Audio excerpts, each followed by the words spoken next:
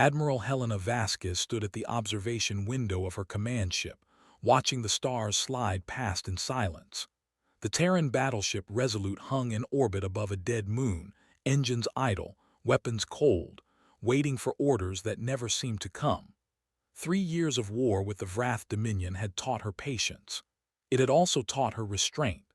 The conflict had begun over a handful of border systems, insignificant in the vastness of the galaxy, but enough to ignite pride. The Vrath were towering creatures, armored and clawed, bred for dominance.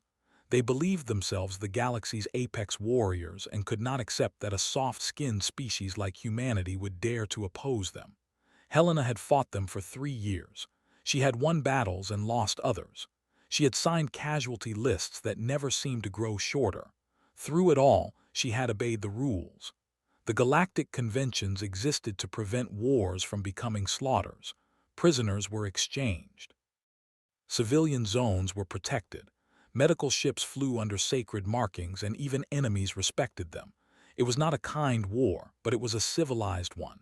Captain Marcus Chen entered the observation deck and came to attention. He was young, but the war had carved exhaustion into his eyes. "Admiral," he said. Helena did not turn. "Report." The medical frigate Mercy's Light was intercepted near the Cathro Nebula 2 weeks ago. Her jaw tightened.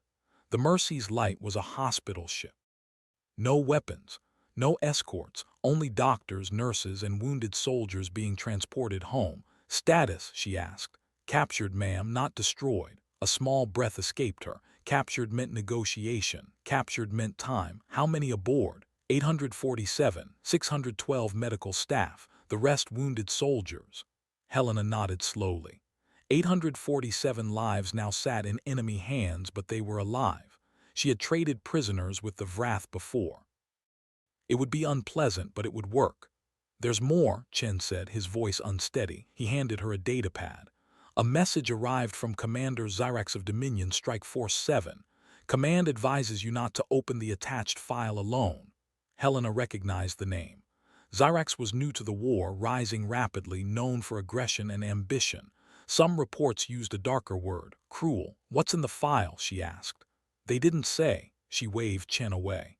"Dismissed." She was 63 years old. She had seen war in all its forms. Whatever waited on that datapad, she would face it alone. The message opened as text, written in flawless diplomatic language. "Admiral Vasquez, I send you this recording as a gift. Your people believe themselves to be warriors. They are not. They are soft, weak, ruled by sentiment and foolish mercy.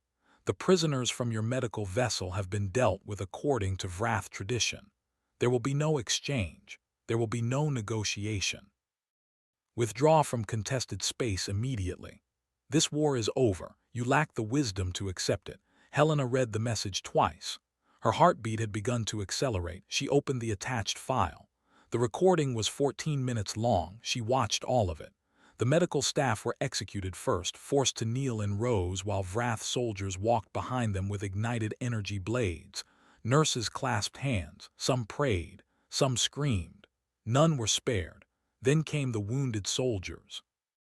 Some tried to crawl away. Some tried to fight with broken bodies and bare hands. None escaped. At the end of the recording, Commander Zyrax stood among the bodies, smiling. "This is what happens to those who oppose the Dominion," he said. "Your females were weak. Your males were weaker. Surrender now and we will grant your civilians a quick death." The file ended.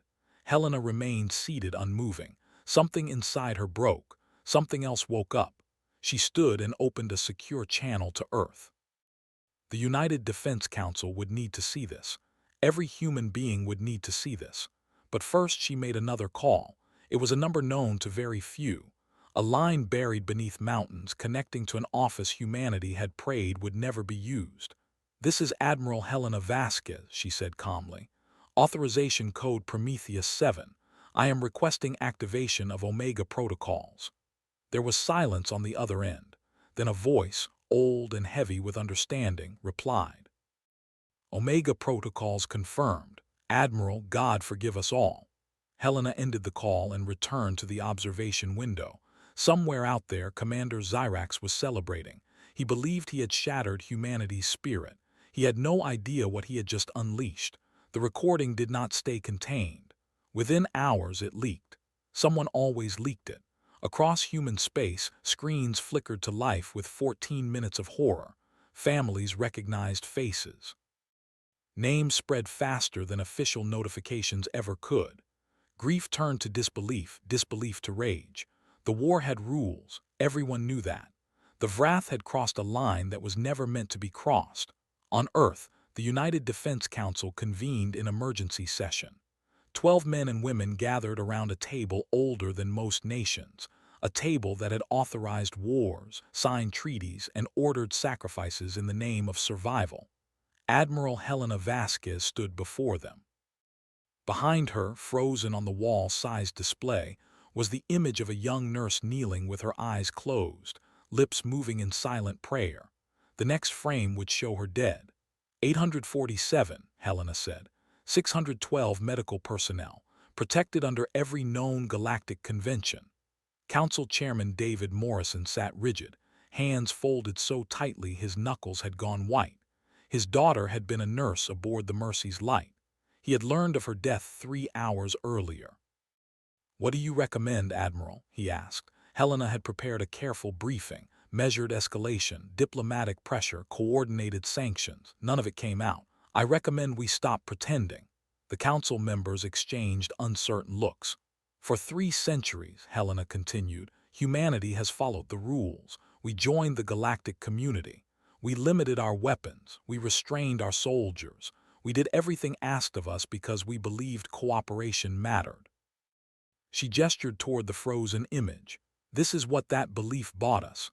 Our mercy," she said, "has been mistaken for weakness." Silence settled over the chamber. "What are you proposing?" Morrison asked quietly. "Omega protocols," Helena said. "Full activation." Councilwoman Park inhaled sharply. "Those protocols are for existential threats only." Helena met her gaze without blinking. 847 people were executed on camera as a message. If we allow this to stand, every species in the galaxy learns the same lesson, that humans can be butchered without consequence. She paused. That is an existential threat, a slow one but no less real. The debate lasted 6 hours. When the vote was finally called, it was unanimous. That night something strange happened across human space. Ships stopped flying. Trade routes went dark. Communication hubs fell silent. Humanity withdrew inward like a wounded animal retreating to its den. The galaxy noticed immediately. Commander Zyrax sent mocking transmissions about human cowardice. The Galactic Council issued concerned inquiries. No one answered. For 30 days, humanity said nothing. Behind the silence, everything changed. Reserve fleets long consigned to mothballs were reactivated. Civilian factories converted overnight to military production. Sealed vaults were opened, vaults containing weapons humanity had designed and then buried, terrified of what they implied. Admiral Vasquez spent those days in constant motion. She walked shipyards where old hulls were fitted with new systems. She spoke to soldiers who volunteered for transfers without being asked why. She reviewed battle plans that would have been considered war crimes only weeks earlier. On the 28th day, she visited a training facility hidden deep beneath a mountain range. The soldiers there were different, faster, stronger, sharper. They had been trained since childhood for a day humanity hoped would never come. "You understand your mission?" Helena asked their commander, Colonel Sarah West. "Yes, Admiral. Total military defeat of the Wrath Dominion, no negotiations, no surrender accepted until all war criminals are in custody." "There are no rules of engagement," West added quietly. Helena nodded. "I know." She felt no triumph. Only a weight she suspected would never fully lift. On the 30th day, the silence ended. The Resolute emerged from hyperspace near the Wrath border. Behind it hung 347 capital ships, every human warship in existence. For the first time in history, humanity had gathered its entire military in one place. Helena opened a channel broadcast across the galaxy. 30 days ago," she said, "the Wrath Dominion murdered 847 prisoners of war, medical personnel, wounded soldiers. We followed your rules. We treated our enemies with dignity. They responded with butchery." She paused. "The rules no longer apply." What happens next is on your heads, she closed the channel. Target the nearest Wrath military installation, she ordered. Fire everything. The battle lasted 11 minutes. When it ended, the installation was gone, not defeated, not crippled, erased. The galaxy watched in horror. They had never seen humans fight like this. And this was only the beginning. Commander Zyrax received news of the border station's destruction while eating his evening meal. He listened as his officers described what the humans had done, then returned to his food without comment. One station meant nothing. The humans were throwing a tantrum. They would exhaust themselves soon enough. 3 days later, he stopped eating entirely. The human advance tore through Wrath territory like a storm that could not be outrun. Military bases that had stood for centuries fell in hours. Defense platforms vanished under concentrated fire before their crews could even issue distress calls. The Wrath Navy, once feared across 3 sectors, could not slow them. What terrified Wrath commanders was not just the speed of the human offensive. It was the precision. Human forces struck supply depots that were supposed to be secret. They ambushed patrols at exact points and times. They bypassed strongholds that had never appeared on public star charts. 3 centuries of cooperation had given humanity time to observe, map, and remember. They had smiled. They had traded. They had learned. Now they used everything they knew. Admiral Vasquez directed the campaign from the bridge of the Resolute. She slept in 2-hour shifts and ate whatever was placed in front of her. Her hair had gone fully gray in weeks. Junior officers avoided her eyes, not out of fear, but because looking into them felt like standing too close to a furnace. Every decision flowed through her. Every strike was calculated to maximize damage while minimizing human casualties. The most brutal campaign in human history was being fought with surgical precision. A communication request appeared on her display. The Galactic Council. She accepted. Ambassador Krell's insectoid features filled the screen, his mandibles twitching in agitation. "Admiral Vasquez," he said, "the Council is deeply troubled by your actions. You are in violation of 17 articles of the Galactic Conventions of Armed Conflict. We demand an immediate ceasefire." Helena laughed. It was not a pleasant sound. "Where was the Council when my people were being executed?" she asked. "Where was your condemnation, your sanctions?" The ambassador shifted. "The Council was preparing a formal response. These things take time." "My people had 14 minutes, Krell straightened. "The Council has the authority to impose economic sanctions. We could isolate Earth from galactic trade." Helena leaned forward. "Ambassador," she said quietly, "let me explain something. For 300 years, humanity has been a good neighbor. We followed your rules because we chose to, not because we had to."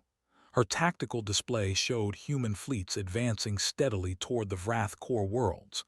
"We could have conquered this galaxy," she continued. "We have weapons your scientists cannot imagine. We come from a death world. We evolved by fighting everything our planet threw at us. We chose peace. The Wrath mistook that choice for weakness." Her gaze hardened. "If the Council wishes to sanction us, they may try, but I advise you to consider whether that is a fight you want." The ambassador stared at her, then terminated the connection without another word. No sanctions followed. No allies came to the Wrath's aid. Every species had seen the recordings. They had watched Wrath soldiers execute helpless prisoners and heard Zyrax's taunts. They wanted no part of the consequences. One by one, Wrath allies found excuses. Treaties were reinterpreted, obligations delayed, supply contracts quietly canceled. Commander Zyrax found himself alone. On the 43rd day of the campaign, human forces reached the Wrath home system. The Dominion's last fleet assembled to defend it. 300 ships crewed by their best officers. They knew they were outmatched. They also knew they could not run. Admiral Vasquez offered them one chance. "You have fought well," she transmitted. "This war is over. Surrender now and you will be treated as prisoners under the laws you chose to violate. You have 1 hour." The Wrath Fleet Commander, Admiral Thalos, watched the human formations and understood what Zyrax had refused to accept. After 47 minutes, he opened a channel. "All vessels," Thalos said, Lower weapons and prepare to receive boarding parties. The war ended in silence, but justice had not. Commander Zyrax was still on the surface, sealed inside his command bunker, and Admiral Vasquez had made a promise to 847 ghosts. Commander Zyrax's bunker lay buried beneath 3 kilometers of reinforced bedrock, shielded against orbital bombardment, nuclear impact, and asteroid strike.